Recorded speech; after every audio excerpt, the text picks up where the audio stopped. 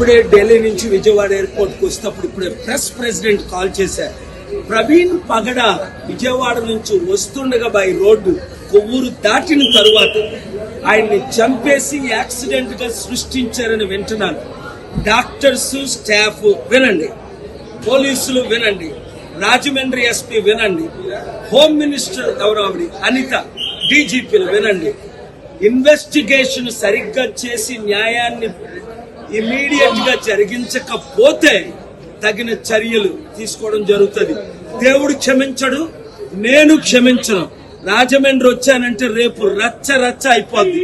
Immediate గా FIR file చేయండి, proper investigation చేయించండి, వెంటనే చర్యలు తీసుకోండి. చంద్రబాబు నాయుడు గారు మీరు పర్సనల్ గా ఇన్స్ట్రక్షన్స్ ఇవ్వండి. ఎందుకంటే ఈ మధ్యన పవన్ కళ్యాణ్ రెచ్చగొట్టిన మాట్లాడాడే, అందుకు ఇది జరిగిందని ఆయన ఫోన్ ట్యాప్ చేయండి.